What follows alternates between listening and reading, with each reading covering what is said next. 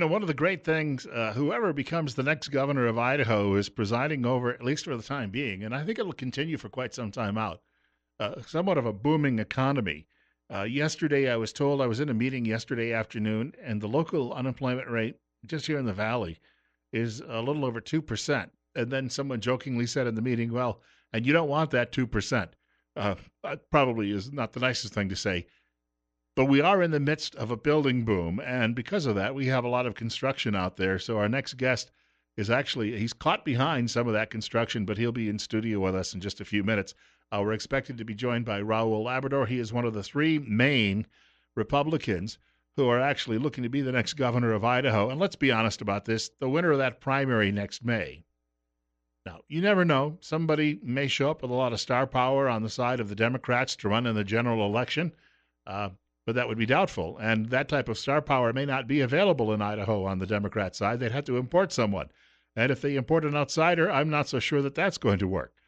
So whoever is coming through this primary and comes out of that primary next May then just basically has a long wait, but it gives them an opportunity to really put together a plan and a cabinet and all of that as they head through the general election, which you don't want to say is perfunctory, but still, to some degree, it will be.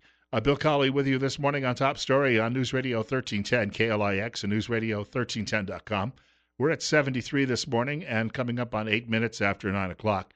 And just to add to all of that, too, there are a couple of other Republicans, and I haven't even heard from these people because one fellow was supposedly homeless, probably found a place to stay. But, you have the three main candidates, but there's always a couple of others who, they throw their hat in the ring.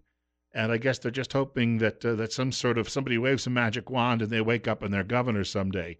I'll share with you a quick story. I hear from people all the time who'd like to run for political office, but they think they can do it on a shoestring. And it's not easy to do. You have to have an organization and you do have to fundraise. These are all things you may not like the notion of it, but they're all important because when you're running for office, you have to be able to, you make bumper stickers and you buy time on radio and television.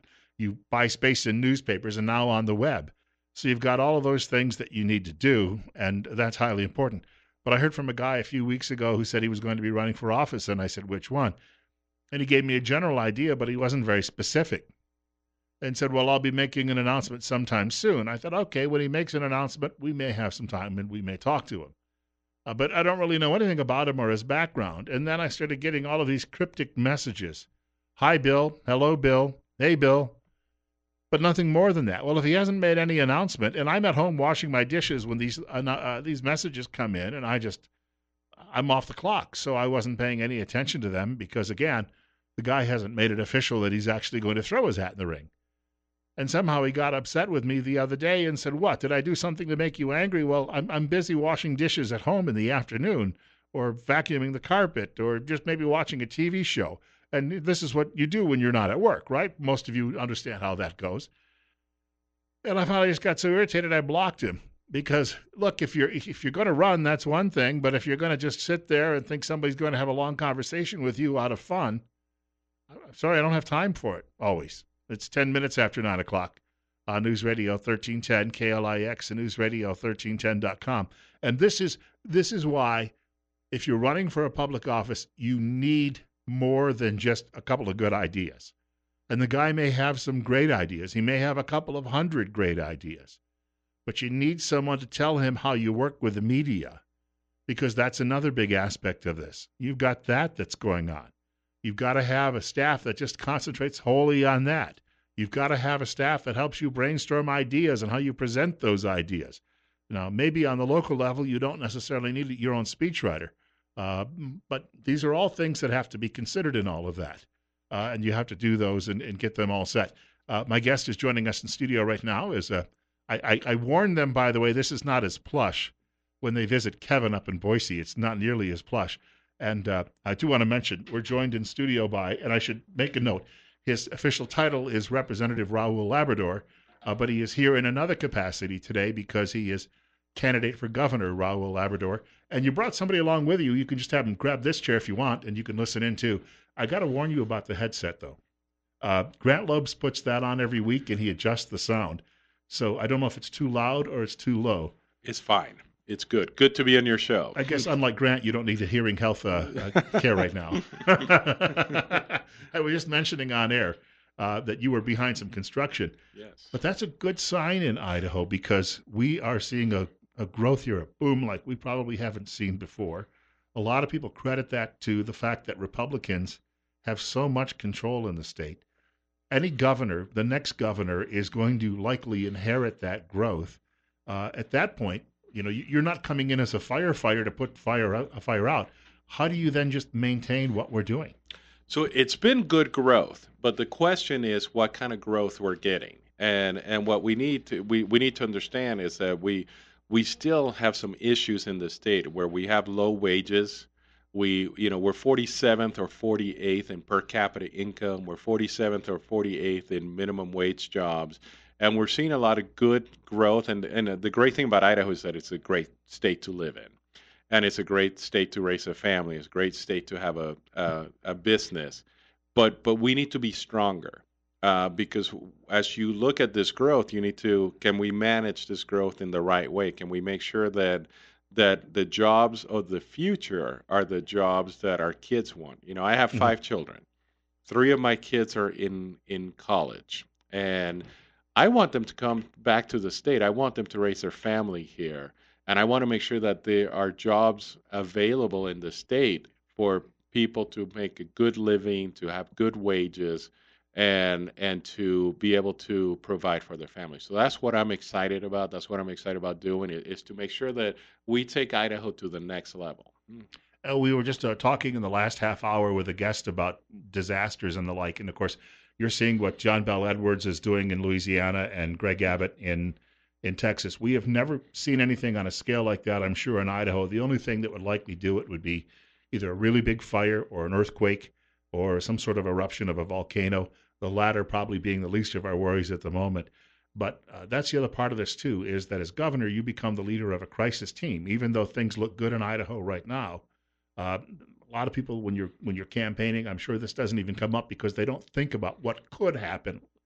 But that's the other part of this too, is you're stepping into some shoes where it truly is Harry Truman's "the buck stops here." Absolutely, absolutely. It's and we have had some history, obviously, with our fires.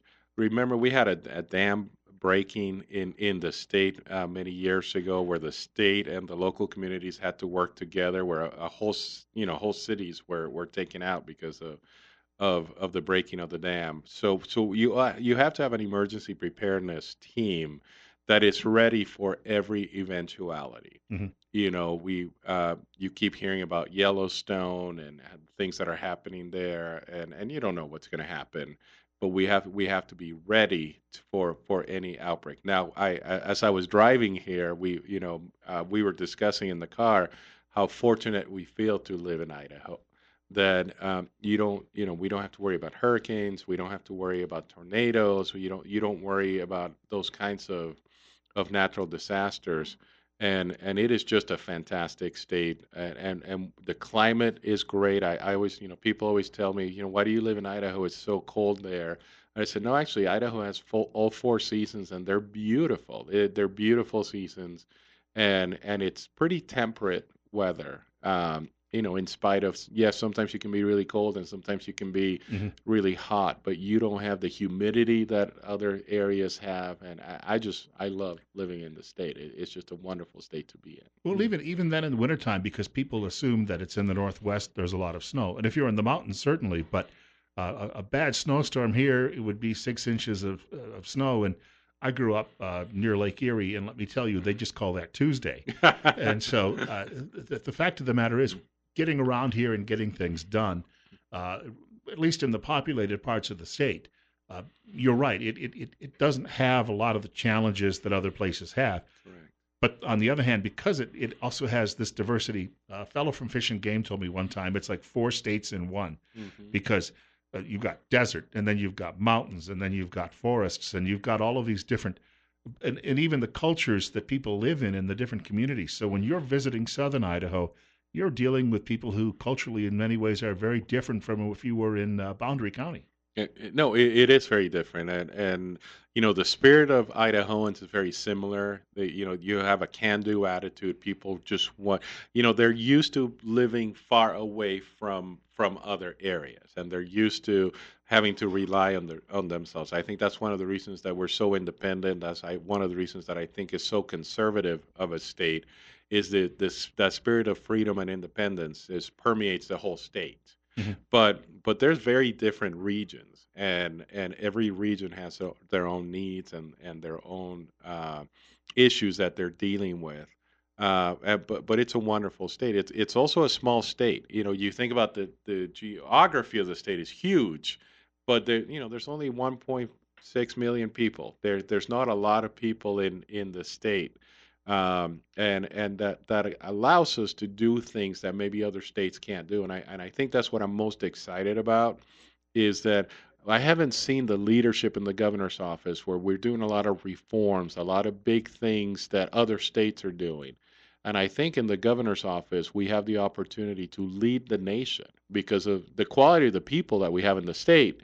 If you have a governor who really has a strong vision for the state, that has a stronger vision to make Idaho a stronger, brighter place, I think Idaho can should be leading the nation as opposed to being 47th and 48th in minimum wage jobs in things like that. We should be leading the nation in top quality jobs in the businesses that are growing within the state and are coming to the state. And we can only do that if we have the right policies. And that's why I have advocated for for a complete change of our tax system. I have complete change of our regulatory state and making sure that we become a business friendly state so we can encourage our local businesses to grow and we can encourage new companies to come to the state. We have about a minute before our first break. There is a discussion going on right now among state legislators about transparency. Is that a necessity in order to help the state grow that we have to open this process up more? Well, I think it's always transparency is always good. It's always good to have a little bit of sunshine and and lights on the issues. And I think that's a very healthy discussion. And I think it's good that the state is having this discussion. We should remember that you served in that legislature, obviously, before going to Washington. And again, we'll probably have to pick this up on the other side of the break. But one thing I did notice today is I was talking with friends around the country who've seen these huge spikes in gasoline prices because of the hurricane, and yet their prices are still lower than in Idaho. And your statewide reputation was really built on calls for a gasoline tax and some opposition to that. Yeah, no, And I wasn't calling for a gasoline tax. I was opposing right, the right. increase. Yes. That's when people first started saying, "Who Yes. is this man?" Mhm. But we would maybe we can touch on some of those issues and some of the transportation issues too, which are going to be huge as the population in some parts of the state is just exploding.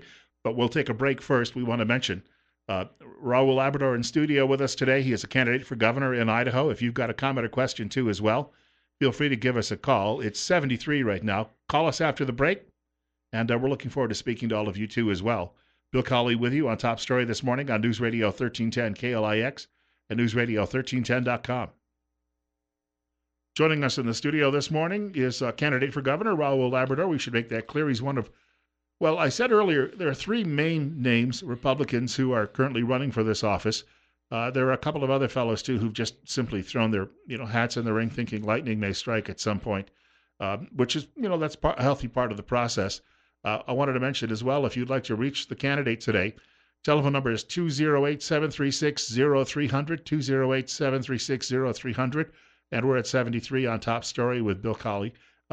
We were just talking a little bit about gasoline prices and roads, and very quickly, last year there was a decision to go with these Garvey bonds, which is a huge expense, it seems to me, because we never are going to be sure if that federal largesse is going to continue. So when you borrow against the notion that, well, there'll be more money from Washington, it seems to me it's not always the soundest fiscal policy. Is there a better way to repair Idaho roads? There is, and we have, one of the things we have to do, we have to have a comprehensive look at our tax code. Mhm. You mentioned earlier, 10 years ago, I pretty much made my name by fighting in the state legislature against an increase in the gas tax. And that was a long fight. In fact, we had to defeat the gas tax increase 7 times on the House floor. And I was the leader of the conservatives in the House who defeated that gas tax increase. But the reality is that we do need to figure out how we're going to pay for these roads. Gas tax is this user fee. And one of the things that I talked about to the governor and other people at the time is that we have the highest tax rates of any of our neighbors, and yet he was complaining that we had the lowest gas tax rate of any of our neighbors. He says, so why would you want to increase our gas tax and keep our other taxes high? So I proposed to him doing a comprehensive approach where we reduce taxes for all Idahoans, and then we can figure out what we do with the user fees like gas tax and registration fees. He didn't want to do that. He said it was too hard.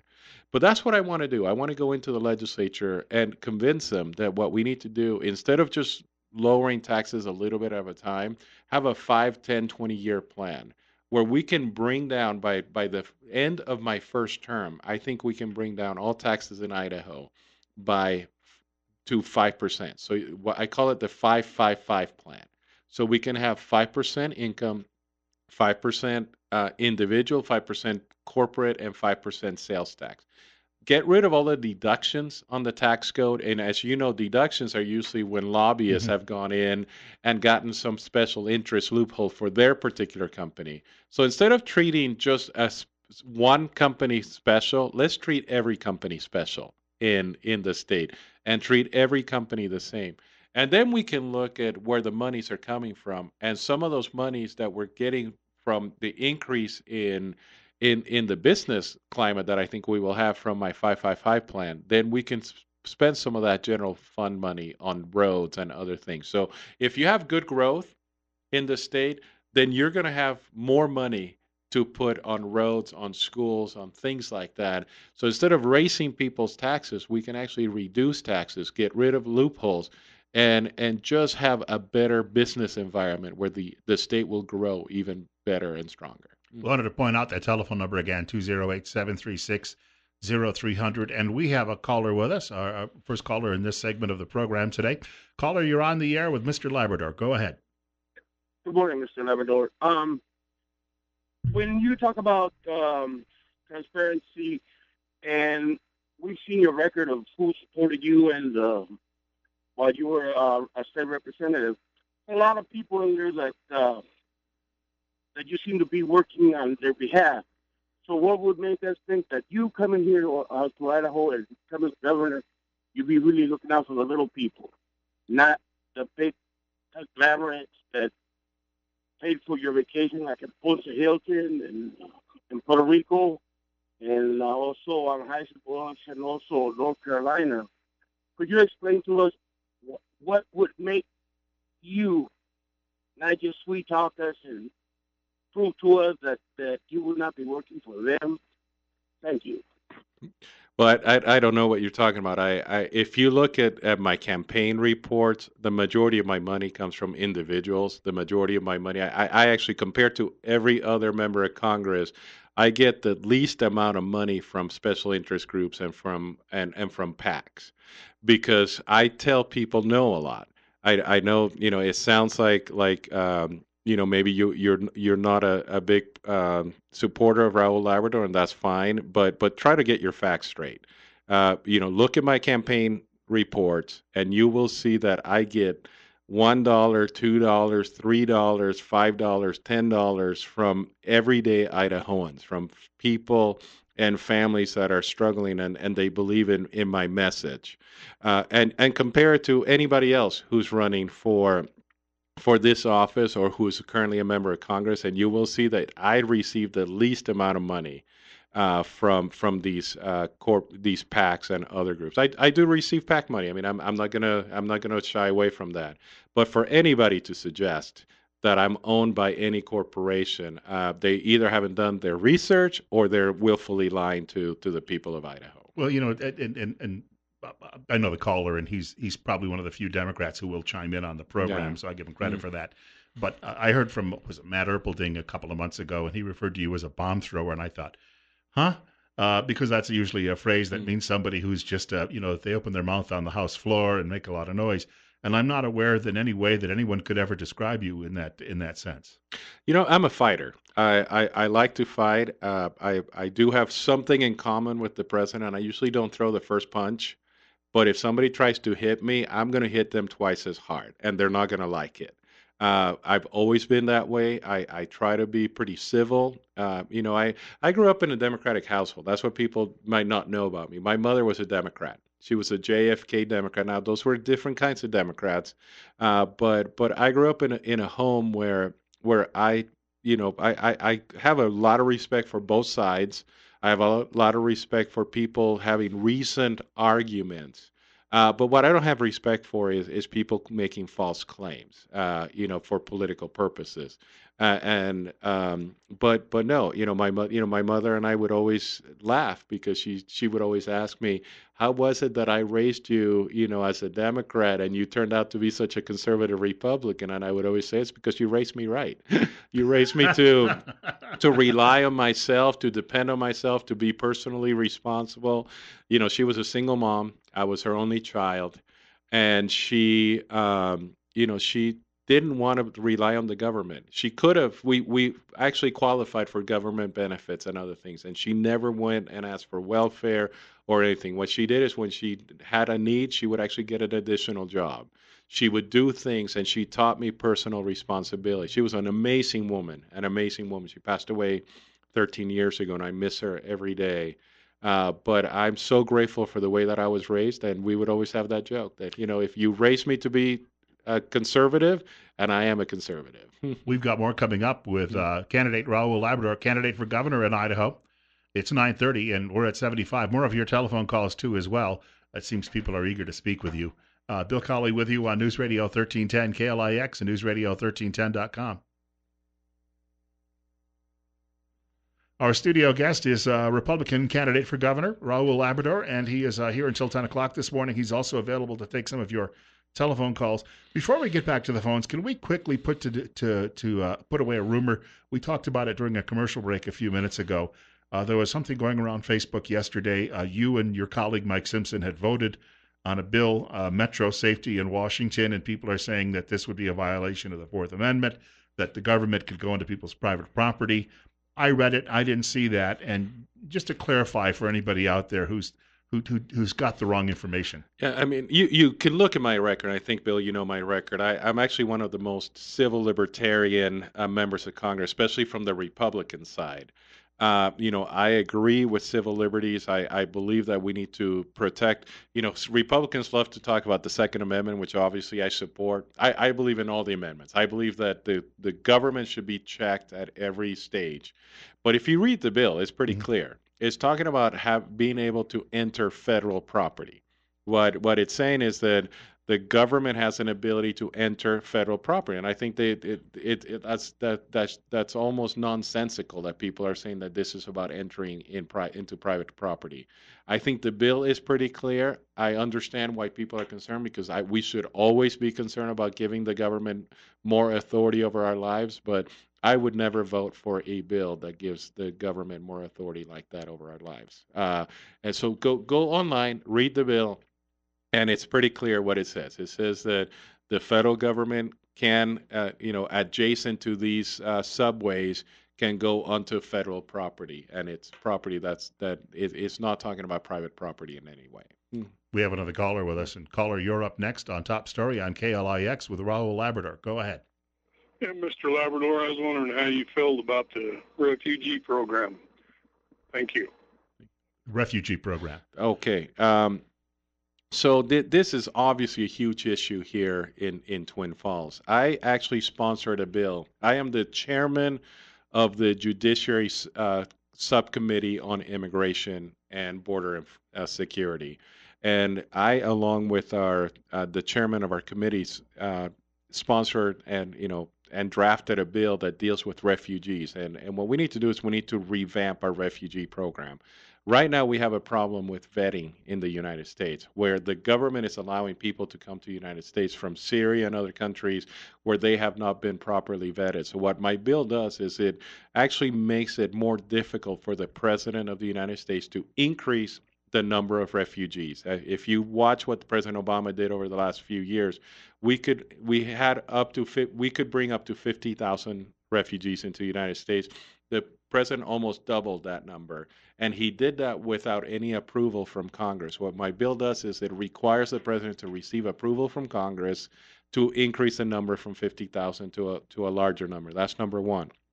The second thing is that it allows local communities to decide if they want to accept the refugees. Right now, the local communities cannot do that. So the area, Twin Falls, cannot decide if they want to accept more refugees or not. My bill allows that. My bill that says that if Twin Falls or the state of Idaho decide that they do not want more refugees in our state or in our communities, that we can actually decide that locally. And I think that's really important, because what you have is a group of people in Washington, D.C., and worse, group of people outside of the United States deciding where those refugees are going to go. And I think the local communities should decide. Now, I'm not against the refugee program. I think there's a need for a refugee program in the United States, and we have always been good with regards to refugees. I just don't think that communities that do not want refugees should be allowed should have to accept the refugees, or for example, the community in Twin Falls that I think has been very good in the past with refugees.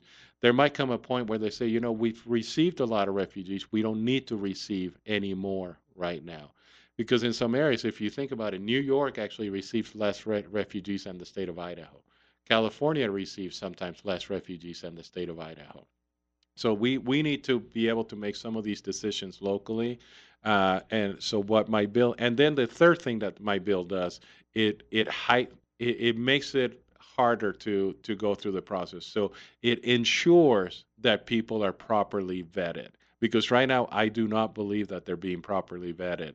And we need to make sure that the people that are coming to the United States, that we know who they are, we know their backgrounds, their experiences, and they're not going to be a danger to our community.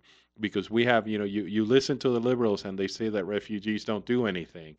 We have had a lot of problems with refugees and the crimes that they're committing. There's a lot of really good people too. So anybody who argues that there's not good people that are coming in the refugee program, I disagree with them. But we have had a lot of problems with crimes being committed by refugees, and we need to properly vet these people. And then the fourth thing, I said three, but the fourth thing that my bill does, if somebody commits a crime while they're here on refugee status, they will lose that status. Mm-hmm. We've got more coming up with Raul Labrador, candidate for governor. I normally identify him always as Representative Raul Labrador, but keep in mind, of course, he's wearing a slightly different hat today. He can still talk about his other job, right? You're not violating Hatch Act or anything. Nope. We just wanted to make sure of that. We've got more on the way. About 20 more minutes. It's 75 right now. Bill Colley with you as well on Top Story on News Radio 1310 KLIX and newsradio1310.com. Our studio guest is Representative Raul Labrador. He's also a candidate for governor in Idaho, and of course, he's taking some of your telephone calls too. Bill Colley with you on Top Story on News Radio 1310 KLIX and newsradio1310.com. A quick note, you're going to be at the fair today out in Filer, so if people would like to meet you there, what time?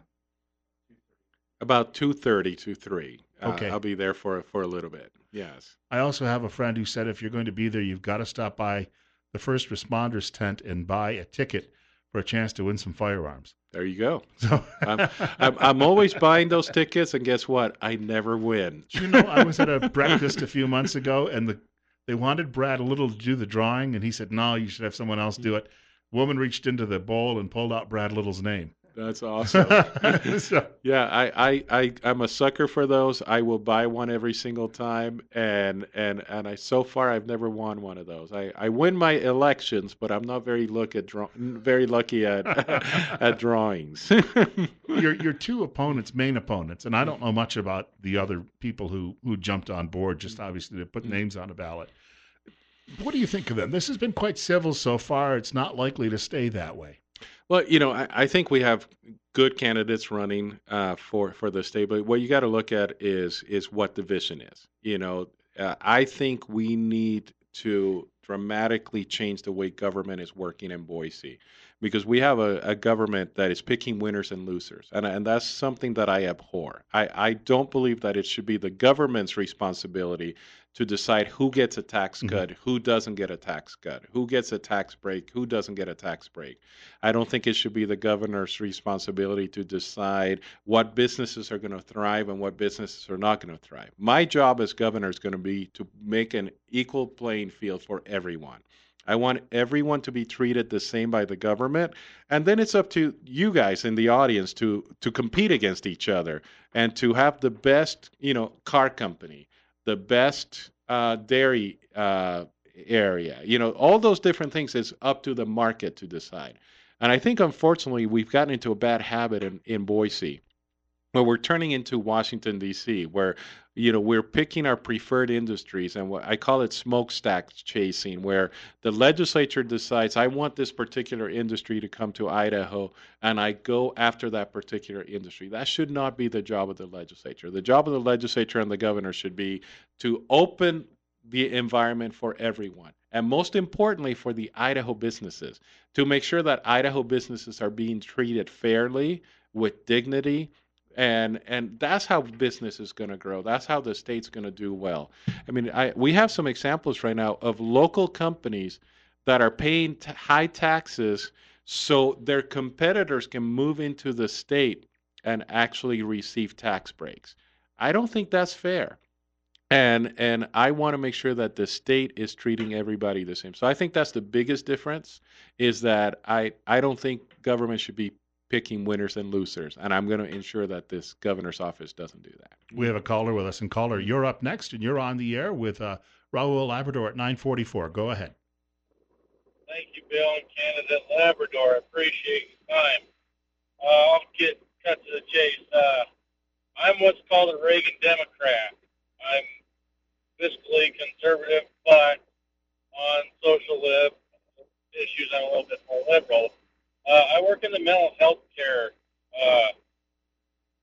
wing of my employment, and I have a question about the Department of Health and Welfare and the mental health care in this state that we have. We unfortunately are being inundated from a company that's part of United Health Group, which is, I believe, one of the big insurers of Obamacare. And I was wondering, Mr. Labrador, what's your position on returning Medicaid back to the state of Idaho, and so we can get our providers from Idaho and not, say, Minnesota or California? Great question. So first of all, I'd like to talk to you a little bit more at length about this issue. I'm not as familiar with that mental health provider. So if you could go to our website, raullabrador.com, and send us a message, and I'll have somebody from the office give you a call, because I would like to learn a little bit more from your experience what specifically you're talking about. So I apologize, but I'm going to give you kind of a more general answer.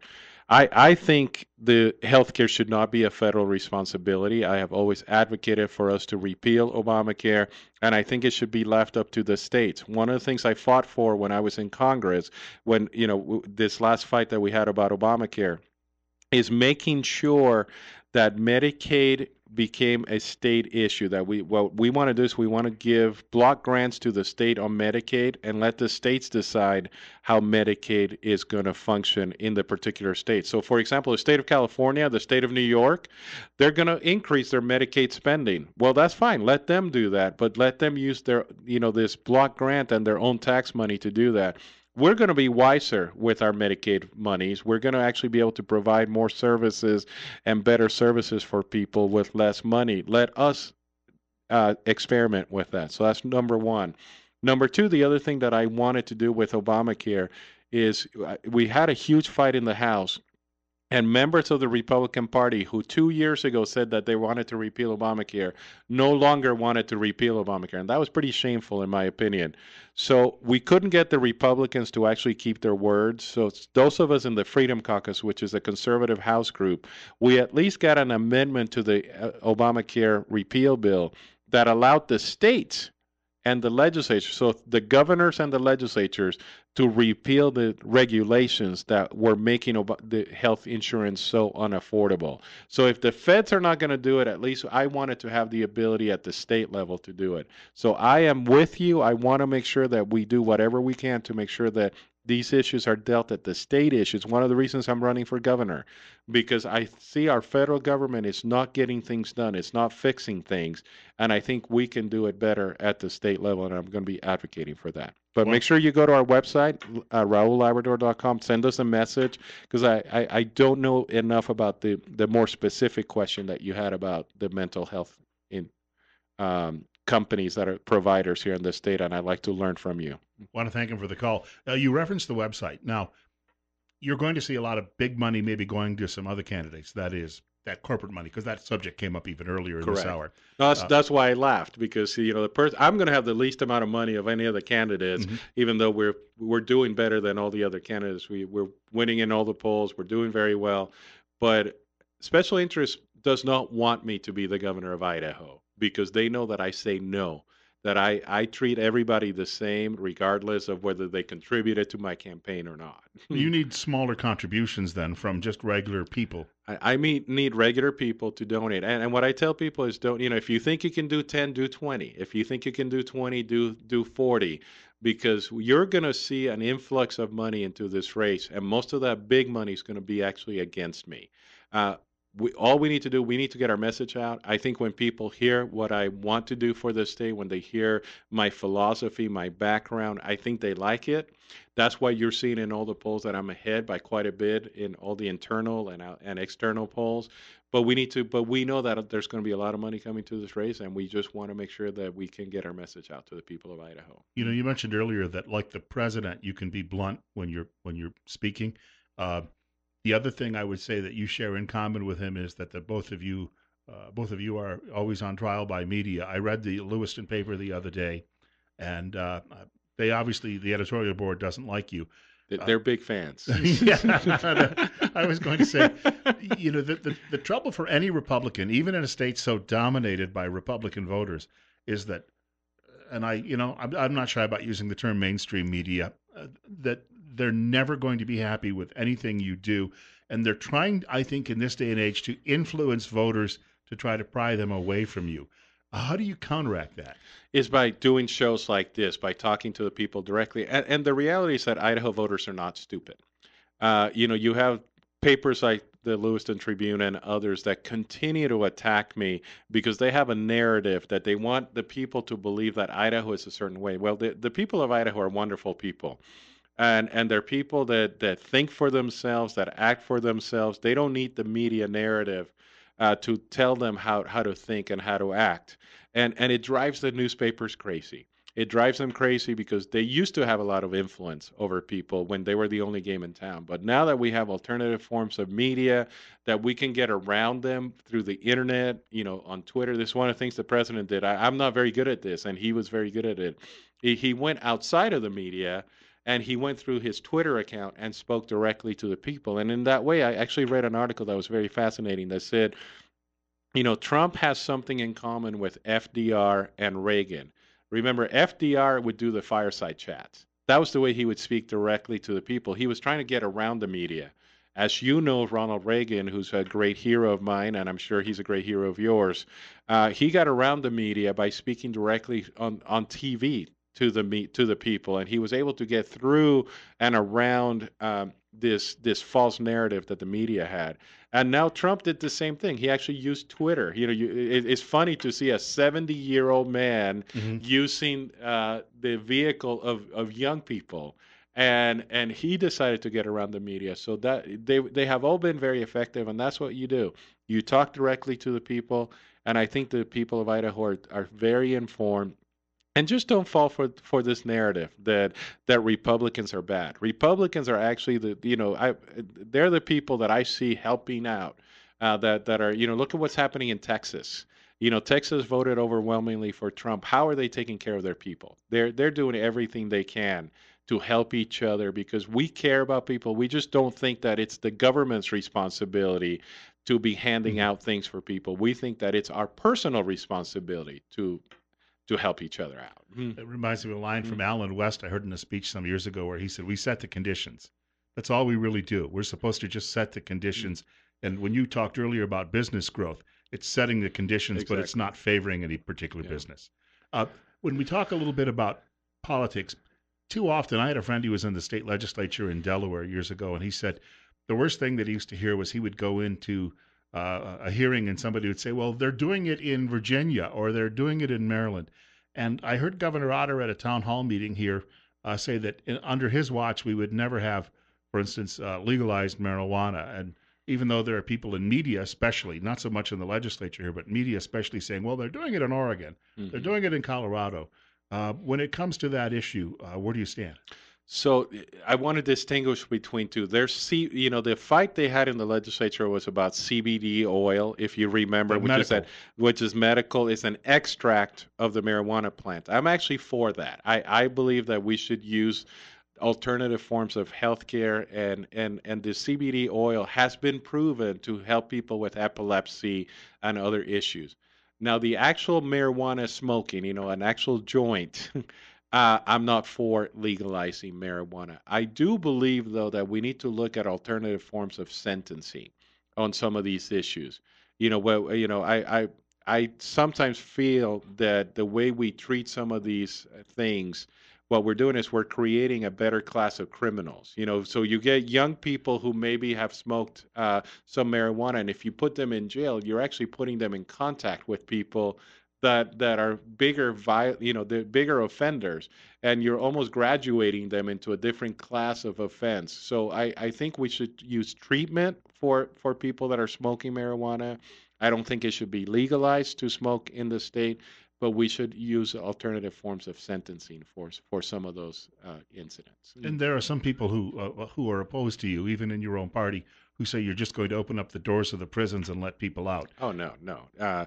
In fact, California did it the wrong way. If you look at what California did, is they actually did that. They opened up the prisons to everyone, and they're seeing a huge increase in their crime rate.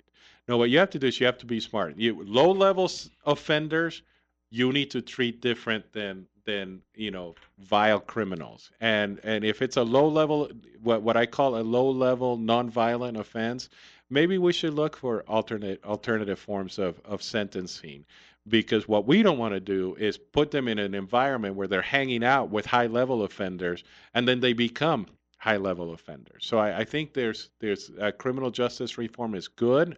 But what we can't do is what California, because remember, California didn't do criminal justice reform. What they did is they just opened up the doors for everybody. We got about 90 seconds. Did I leave anything out? Because, I didn't really give you an opportunity to maybe say, hey, what's news? What do you really have to address today? I'm excited about this campaign. I'm going around the state talking to people. And I think that, like I said earlier, the more people hear about my vision for the state, what I want to do for the state, I think they're excited. Everybody loves living in Idaho. That's why we all live here. We love the state. We love raising our families. But we also understand that we need better direction for the state. And we need to make sure that we have somebody in the governor's office that treats everybody fairly, that doesn't pick winners and losers, and we have a government that it just encourages everybody to succeed. I told you my background. I came from a single parent family home. I had a wonderful mother, but she taught me to believe in myself, and I want every child in Idaho to have the same opportunities that I did for growth, for opportunity, for success. And that can be done in the governor's office with the right leadership. And again, we're done about 30 seconds, but May comes around. We don't want to discount the general election, but we don't even know who's on the other side. Correct. But as governor, in about 30 seconds, if you end up coming out of this as governor, what's the first thing you do after you take the oath of office? Well, the first thing I'm going to do is I'm going to ask every agency head to turn in their resignation and to reapply for the job. And I want them to tell me what it is that their agencies are doing, and is it justified in the law. I'm going to work with the people of Idaho to make sure that we have a stronger, brighter Idaho, and I'm very excited for this opportunity. I want to thank you for coming by today. And again, you're going to be at the fair this afternoon, Yes. Twin Falls County Fair at 2:30. Yes. at the Republican booth. That's near where the old tractor engines are, the antique tractor.